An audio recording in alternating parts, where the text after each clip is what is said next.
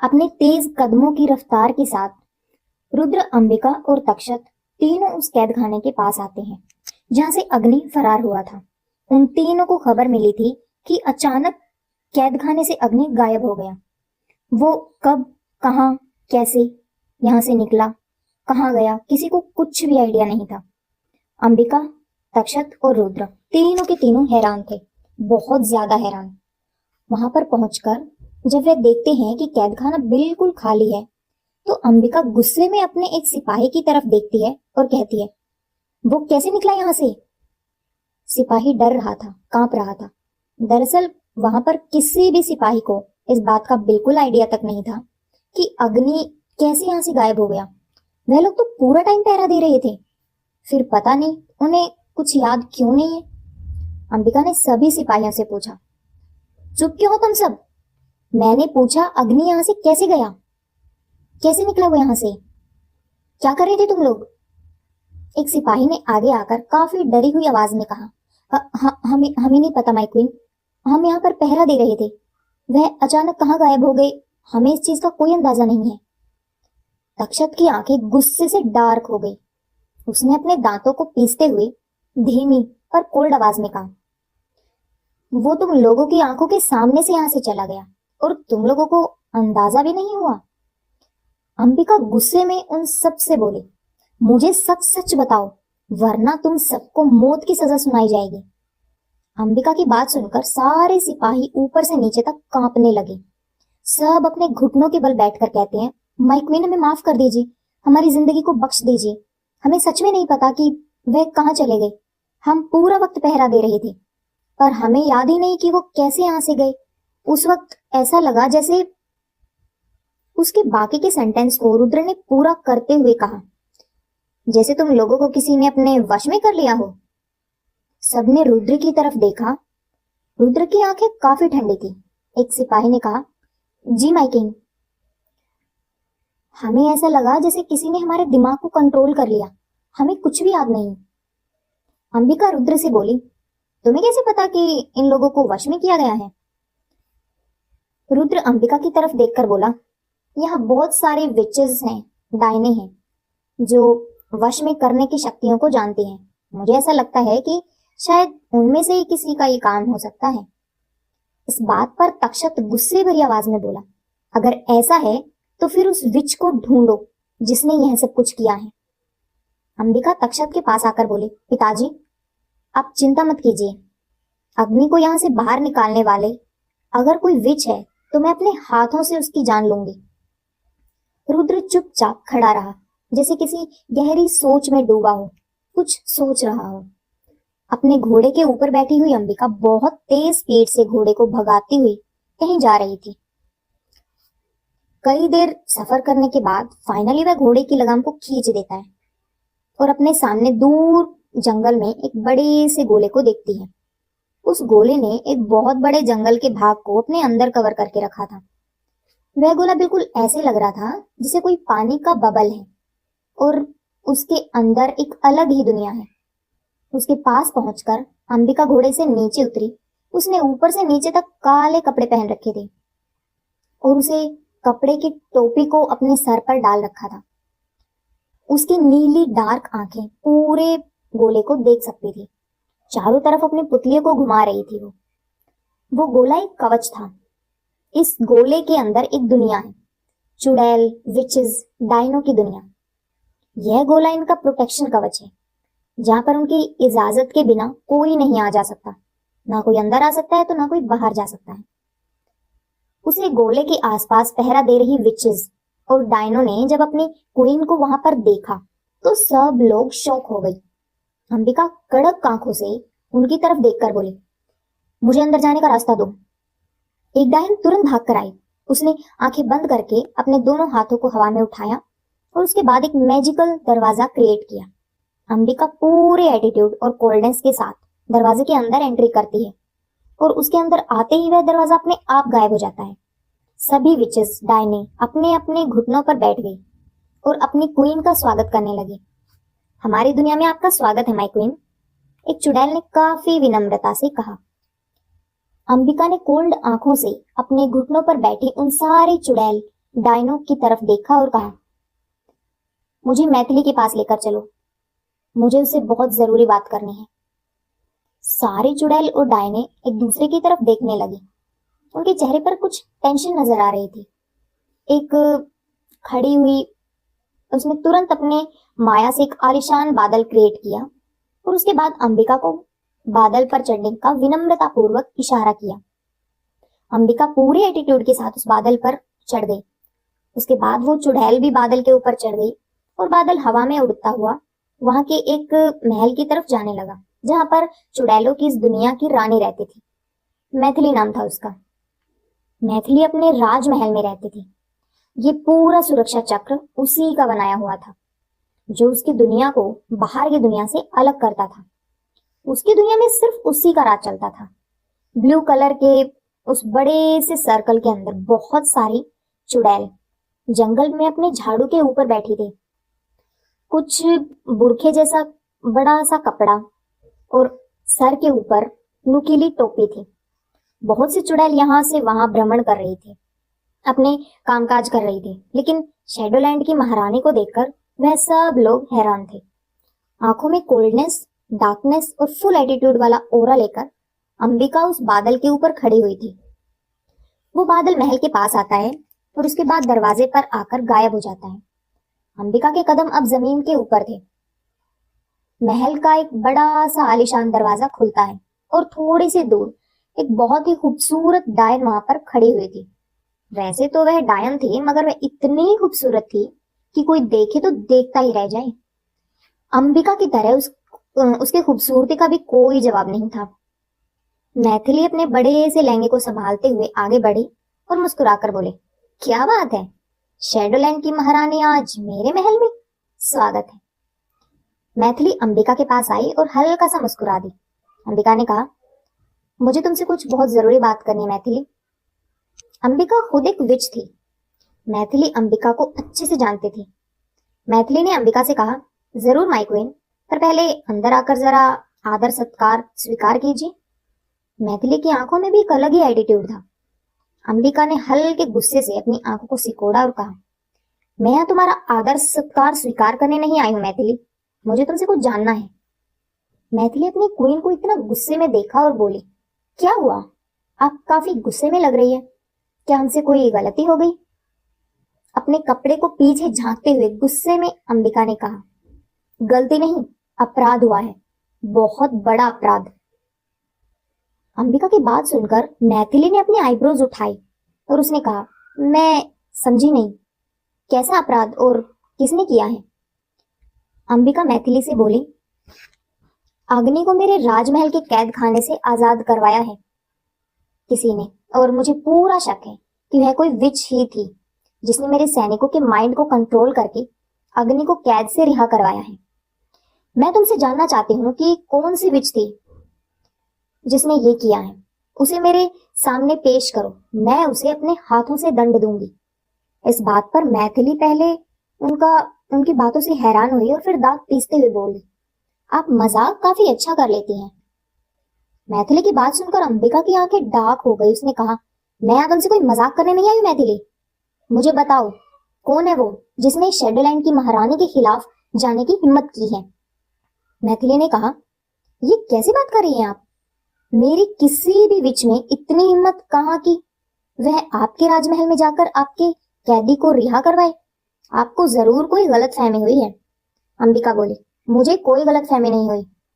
मैथिली ने जवाब दिया, अगर यहाँ की कोई विच होती तो मुझे पता चल जाता, मगर मेरी इस दुनिया से कोई भी विच या चुड़ैल बाहर नहीं गई है। यहाँ से कोई भी बाहर या अंदर नहीं आ जा सकता। सबसे पहले उसकी खबर मुझे लगती है। मेरा यकीन कीजिए, आप जिसे यहाँ ढूंढने आई हैं वो शायद यहाँ से है ही नहीं। अंबिका ने गुस्से में मैथिली की तरफ देखा और अपनी आंखें सिकोड़ ली। तो तुम कहना क्या चाहती हो कि मुझे वहम हुआ है? मैथिली ने अपने कंधे उठाते हुए कहा, अब यह तो मून गॉडेस को ही पता है, पर मैं इस चीज की गारंटी लेती हूँ कि वह जब कोई भी है, वो जो कोई भी है, मेरी दुनिया की नहीं है। अंबिका ने अपनी मुट्ठियों को जोर से कस लिया और उसकी आंखें डार्क हो गई। ठीक है, पर अगर कभी मुझे पता चला कि वह विच तुम्हारी ही दुनिया की थी, तो मैं तुम्हारी इस पूरी दुनिया को अपने हाथों से खत्म कर दूंगी, और ऐसा करते वक्त मैं किसी पर भी कोई रहम नहीं करूंगी, याद रखना। अंबिका वहां से गुस्से में चली गई। अंबिका के चले जाते ही मैथिली के होठों पर एक तिरछी सी मुस्कान आ गई। राजमहल में जाकर अग्नि को आजाद करवाने की हिम्मत मेरी किसी भी चुड़ैल या डायन में नहीं है। ये काम तो सिर्फ वही कर सकती है। तो फाइनली वो आ गई। अब बहुत मजा आने वाला है। मैथिली की मुस्कुराहट थोड़ी और बढ़ जाती है। Human world. एक ऊंची सी पहाड़ी पर एक बड़ा सा पोर्टल खुलता है। उस पोर्टल से 2 कदम बाहर निकलते हैं। उसके बाद 2 कदम और कम बाहर निकलते हैं। राज और नोएल एक दूसरे का हाथ पकड़ के रखा हुआ था उन्होंने, और दोनों उस पोर्टल से बाहर निकल गए थे। उनके बाहर निकलते ही पोर्टल धीरे धीरे बंद होने लगा और फिर गायब हो गया।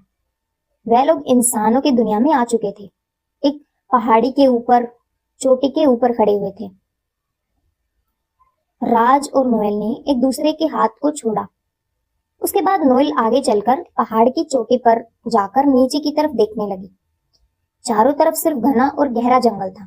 तेज हवा से उसके बाल उड़ रहे थे, मगर उसकी आंखों की कोल्डनेस से वातावरण का टेम्परेचर गिर रहा था।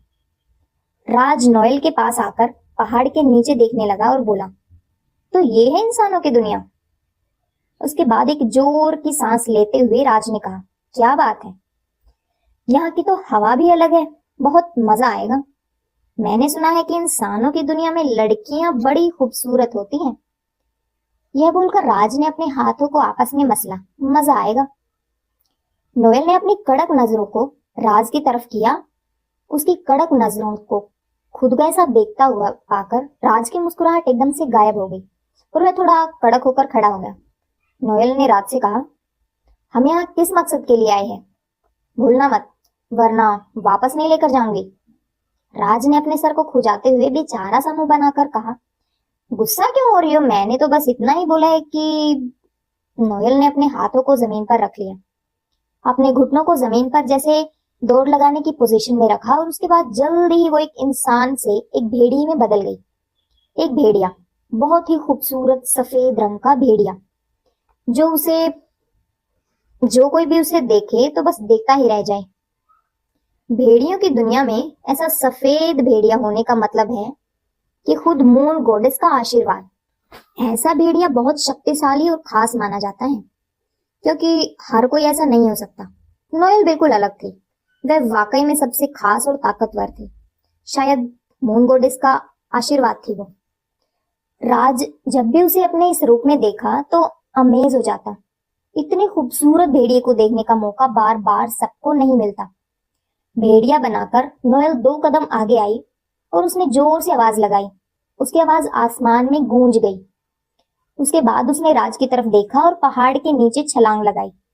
राज भी तिरछा सा मुस्कुराया, हल्के से अंगड़ाई लेकर बोला, चल बेटा राज, शुरू हो जा। लगता है यहीं पर मिलेगी मुझे मेरी मेट। बड़ी जबरदस्त फीलिंग आ रही है। ये बोलकर राज ने सबसे पहले अपना सामान उठाया, फिर थोड़ा दौड़ा और एक जोर की छलांग लगाई। पहाड़ी पर से नीचे लगा दी। तभी उसके बड़े बड़े 2 पंख निकल आए और वो हिलोर लेकर आसमान में उड़ने लगा। शहर के एक तरफ गरीबों की एक बस्ती में, एक टूटे फूटे घर में, एक अजीबो गरीब कमरे में, जहां ना जाने कैसा कैसा टूटा फूटा सामान रखा हुआ था। कुछ सामान काफी पुराना भी था, पर महंगा भी। पर महंगा वहां पर कुछ नहीं था। ठीक है।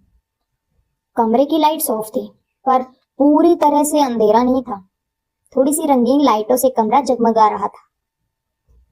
वहां पर एक कुर्सी पर एक बहुत ही खूबसूरत सी लड़की बैठी हुई थी। वो अपने हाथों को मसल रही थी और अपने सामने रखे हुए हरे गोले को देख रही थी।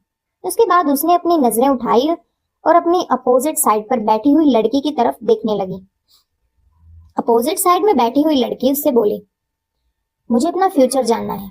मुझे बताओ ना कि आगे मेरे फ्यूचर में क्या होने वाला है। मुझे बहुत सारा पैसा कमाना है और मैं जॉब की अच्छी तैयारी भी करना चाह रही हूँ। क्या मुझे जॉब मिलेगी? और मेरी शादी का क्या, कब होगी और किससे होगी? उसके सामने बैठी हुई उस लड़की ने कहा, ठीक है, बता तो मैं दूंगी, लेकिन अच्छी खासी रकम लगेगी। तभी उसे लड़की ने थोड़ा सा मुंह बनाया और अपने पॉकेट में हाथ डालकर 500 के कुछ नोट थे उन्हें दिखाते हुए कहा, मेरे पास तो इतने ही हैं, बड़ी मुश्किल से बचाए हैं मैंने अपना फ्यूचर जानने के लिए। क्या इतने से काम चल जाएगा? निम्बोली जी। निम्बोली ने जैसे ही पैसे देखे उसकी आंखों में चमक आ गई। उसने तुरंत वह पैसे अपने हाथ में लिए और उन्हें ऐसे देखने लगी जैसे पता नहीं उसने क्या देख लिया, और फिर कहा, हाँ ठीक है, हो जाएगा।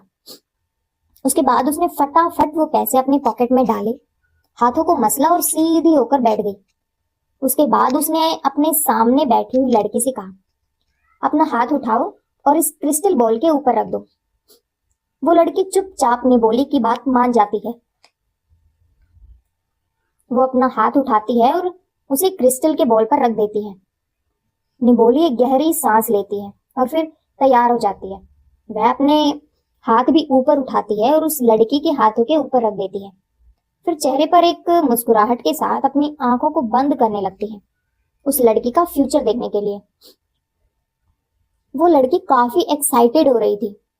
निम्बोली आंखें जैसे ही बंद करती है, अचानक उसकी आंखों के सामने उसे दिखाई देता है कि उसके सामने जो ये लड़की बैठी है, यह अभी निकाल कर यहाँ से जाएगी, सड़क पर निकलेगी और एक गाड़ी आकर इसका एक्सीडेंट कर देगी। वहीं पर इस लड़की की भयानक मौत हो जाएगी। यह देखते ही एकदम से निम्बोली अपनी आंखें खोलती है और हाथों को पीछे कर लेती है। उसके चेहरे पर डर और खौफ से भरे हुए एक्सप्रेशन थे। वह सामने बैठी हुई इस लड़की को देख रही थी। सामने बैठी हुई लड़की अचानक निबोली को इतना शौक देखकर बोली, क्या हुआ, सब ठीक है ना? आप अचानक से इतना क्यों हड़बड़ा गई? क्या देखा आपने मेरे फ्यूचर में, बताइए ना। वो लड़की काफी एक्साइटेड हो रही थी अपना फ्यूचर जानने के लिए, पर निबोली को समझ में नहीं आ रहा था कि वो उसे उसका फ्यूचर बताए तो कैसे बताए।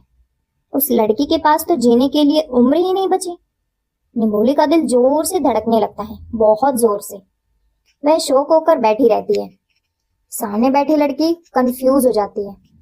उसने निबोली के हाथ पर हाथ रखकर हल्का सा उसे हिलाया और कहा, निबोली जी, क्या हुआ, कहाँ पर खो गई आप? बताइए ना, आपने क्या देखा मेरे फ्यूचर में? मुझे जॉब मिल जाएगी ना, मैं अच्छे से पैसे कमाऊंगी ना, और मेरी शादी किससे होगी? मेरे बॉयफ्रेंड से ही होगी ना? अरेंज मैरिज तो नहीं होगी ना? मैं बिल्कुल अरेंज मैरिज नहीं करना चाहती। निबोली कुछ सेकंड तक चुपचाप बैठी रही। उसने सामने टेबल पर रखे हुए पानी के ग्लास को उठाया और पूरा ग्लास खाली कर दिया। उसे वापस रखकर उसने उस लड़की की तरफ देखा। चेहरे पर एक जबरदस्ती की मुस्कुराहट के साथ वह थोड़ी सूखी सूखी आवाज में बोली, हाँ सब ठीक होगा, जैसा तुमने सोचा है वैसा ही होगा। ये सुनकर वो लड़की बहुत ज्यादा खुश और एक्साइटेड हो जाती है, मगर उसकी एक्साइटमेंट देखकर निबोली को बहुत घबराहट हो रही थी। वो लड़की बोली, थैंक यू निबोली जी, आप नहीं जानती आपने मेरी कितनी बड़ी टेंशन को दूर कर दिया, मैं बहुत खुश हूँ। निबोली थोड़ा awkward होकर मुस्कुरा देती है, पर वो अंदर से काफी परेशान थी। वो लड़की उठकर बोली, अच्छा मैं चलती हूँ, थैंक यू वेरी मच। वो जाने लगती है कि तभी निबोली बोली, सुनो। उस लड़की के कदम रुक गए और वो पलटकर निबोली की तरफ कंफ्यूजन में देखने लगी। निबोली ने कहा, सामने वाले रास्ते से मत जाना, पीछे वाले रास्ते से जाना, बस्ती के जो पीछे की तरफ रास्ता है वहां से जाओ। यह सुनकर वह लड़की कंफ्यूज होकर बोली, पर मेरा घर तो सामने वाले रास्ते से पड़ता है, मैं पीछे वाले से क्यों जाऊं? और वह कितना सुनसान रास्ता है, ऊपर से इस वक्त वहां पर बहुत अंधेरा भी होगा, मुझे बहुत डर लग रहा है। निबोली खड़ी होकर बोली, देखो, अगर तुम चाहती हो कि मैंने जो कुछ भी तुम्हें बोला है वह सच हो जाए तो पीछे के रास्ते ही जाना है। उस लड़की ने कंफ्यूज होकर कुछ सेकंड निबोली की तरफ देखा और फिर बोली, ठीक है, मैं पीछे की तरफ से चली जाऊंगी। यह बोलकर वह लड़की उसकी झोपड़ी जैसे घर से बाहर निकल जाती है। निबोली अपने सीने पर हाथ रखकर बैठ जाती है। उसका दिल बहुत जोर जोर से धड़क रहा था। उसने आंखें बंद करके गहरी सांस ली और कहा, कोई नहीं, उसका रास्ता बदल दिया है मैंने, वो पहुंच जाएगी अपने घर जिंदा। कुछ सेकंड तक निम्बोली बैठी रही और फिर अचानक उसकी फ्रेंड उसके पास आती है और कहती है, अरे निम्बो, तुम ये क्या कर रही हो? चलना जल्दी से कसीनो में, पैसों का अरेंजमेंट हो गया है ना? निम्बोली खड़ी हुई, उसने अपनी पॉकेट में से पैसे देखे और कहा, हो गया है, तुम रुको, मैं अभी आती हूँ, जरा थोड़ा सा टचअप कर लेती हूँ। उसके बाद निम्बोली तैयार होने के लिए अंदर चली जाती है। थोड़ी देर में वह बाहर निकलती है। काफी एक्साइटेड और खुश लग रही थी निम्बोली।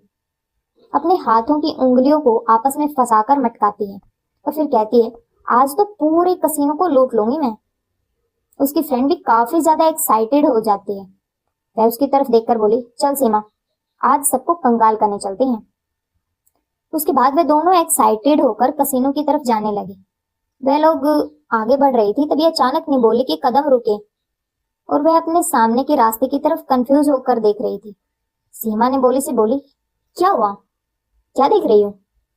उसने देखा कि जो लोग उस रास्ते से जाने वाले थे वो वापस लौट आए। निम्बोली सीमा से बोली, ये लोग हमेशा इसी रास्ते से क्यों जाते हैं ना, और सामने वाले रास्ते से वापस आते हैं, तो ये इस रास्ते से वापस लौट कर क्यों आ रहे हैं? सीमा ने ये देखा और फिर बोली, अरे वो आगे ना रास्ता बंद पड़ा है यार, पता नहीं किसी बेवड़े ने पीकर वहां पर गाड़ी अटका दी, अब वहां से निकलने का रास्ता नहीं है, इसलिए ये लोग वापस आ रहे हैं। निम्बोली ने जब यह सुना तो उसकी आंखें बड़ी हो गई और वह वापस पलटकर भागने लगी। सीमा ने जब यह देखा तो वह हैरान भी हुई और कंफ्यूज भी। वह निम्बोली के पीछे भागते हुए बोली, अरे कहाँ जा रही हो तुम? निम्बोली रुको, कहाँ जा रही हो? मगर निम्बोली नहीं रुकती और वह बस्ती के आगे वाले रास्ते की तरफ भागती है। जल्दी ही वो सड़क के पास पहुंचती है और देखती है कि वहां पर लोगों की भीड़ लगी हुई थी। निम्बोली के कदम रुक जाते हैं और धड़कनें तेज हो जाती हैं। सीमा भागते हुए निम्बोली के पास आई और बोली, निम्बो क्या हुआ, तुम भागकर वापस क्यों आ गई? निम्बोली धीरे धीरे अपने कदमों को आगे बढ़ाती है और भीड़ को चीरते हुए जैसे ही वो देखती है कि वहां पर क्या हुआ है तो उसकी आंखें बाहर निकल जाती है। दिल जैसे एक सेकंड के लिए रुक जाता है। जो लड़की अभी अभी अपना फ्यूचर जानकर गई थी, उस लड़की की लाश इस वक्त सड़क के बीचों बीच पड़ी हुई थी, बिल्कुल वैसे ही जैसे उसने अपने झलकियों में देखा था। निम्बोली अपने मन में बोली, मैंने इसको बोला था रास्ता बदलने के लिए। निम्बोली वहां से वापस चली जाती है। वो आगे बढ़ती है, उसके साथ साथ सीमा चल रही थी। सीमा निम्बोली से बोली, तू इतना परेशान क्यों हो रही है? जिसकी किस्मत में जो लिखा होता है वह होता ही है, उसे बदला नहीं जा सकता। अभी इतनी टेंशन मत ले और चल जल्दी से, कसीनो कब का खुल गया होगा। यह बोलकर सीमा आगे बढ़ती है और निम्बोली कुछ कदम पीछे होकर धीमे धीमे आगे चलती है। हेलो, मेरा नाम है निम्बोली, 24-25 साल की एक अनाथ लड़की हूँ। मैं इसी बस्ती में रहती हूँ। पैदा होते ही बचपन से लेकर आज तक मुझे कभी किसी का प्यार नहीं मिला। मैं हमेशा अकेली रही हूँ। और एक खास चीज जो मेरे अंदर शायद मुझे एक ब्लड लाइन से मिली है, वो है ये कि मैं लोगों का अतीत, वर्तमान और भविष्य तीनों चीजें देख सकती हूँ। सिर्फ देख सकती हूँ, बदल नहीं सकती। ये तो आपने देख ही लिया होगा, किस्मत में जो लिखा होता है वह होता ही है, होकर ही रहता है, उसे कोई नहीं बदल सकता। जब भी मैं किसी इंसान को उसके साथ होने वाली बुरी घटना के बारे में पहले ही बता देती हूँ तो वो इंसान हमेशा मुझे मनहूस बोलकर गालियां देकर चला जाता है। इसी वजह से मैं लोगों की नफरत का शिकार बहुत ज्यादा हूँ। जहां जहां रही वहां से लोगों ने मुझे चुड़ैल, काली जुबान, मनहूस बोलकर निकाल फेंका। इसलिए मैंने अपना प्रोफेशन ही लोगों के भविष्य को बताने का बना लिया।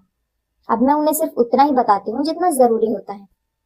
हर इंसान कितना खुशनसीब है कि उसे ये नहीं पता कि अगले सेकंड उसके साथ क्या होने वाला है। कोई मुझसे पूछे, अगर हमें पता चल जाए कि आगे हमारे साथ क्या होने वाला है तो हमारी जिंदगी, यकीन मानो, मौत से बदतर हो जाती है। मैं सबका भविष्य देख सकती हूँ पर खुद का कुछ नहीं देख सकती। निम्बोली ने गहरी सांस ली और फिर वो सीमा के साथ अपनी बस्ती के फेमस कसीनो में चली गई।